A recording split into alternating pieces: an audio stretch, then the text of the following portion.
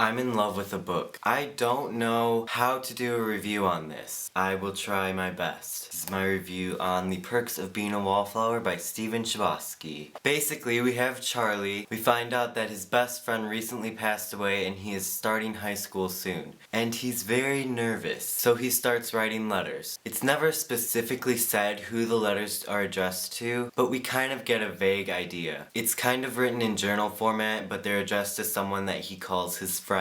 The book starts at the beginning of Charlie's high school life and goes throughout his freshman year. He goes through a lot with meeting new people and making friends and sex and drugs and everything pretty much. There isn't a specific plot or issue, there's just a whole lot going on. Early on in the book, we're introduced to Sam and Patrick, who are seniors. They kinda take Charlie under, they become friends with him and expose him to a bunch of different stuff, and it's just crazy. It's crazy.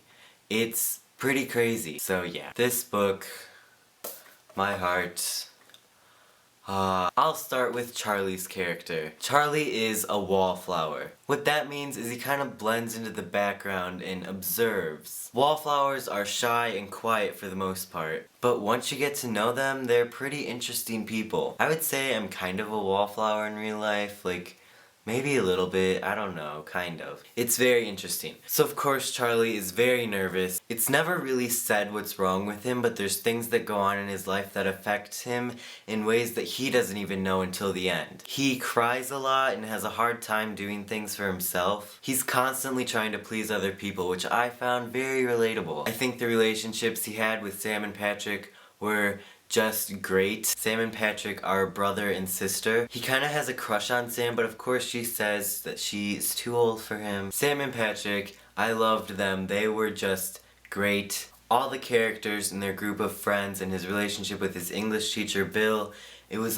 wonderful. I loved it. This book was pretty impossible to put down. I constantly wanted to know what was gonna happen with the characters and what they were going through at the time. Like I said, there really was no main plot or issue. The only thing like in the back of my mind that I could see coming was like, what is he gonna do when they graduate? But the whole book is leading up to a climax and everything kinda starts to make sense. The last 20 pages or so were a very emotional time for me. I think it was written beautifully and my heart really went out to the characters. Even the last paragraph, it just makes you want to cry and go out and live life. If you've read it, you know what I mean. Everything that happens is super entertaining, and it's such a coming-of-age story. If you're a freshman going into high school, this book is for you. If you're anyone else, this book is for you. This was published in 1999, but it's surprisingly still accurate for the most part in terms of high school life. I am really looking forward to the movie starring Logan Lerman as Charlie,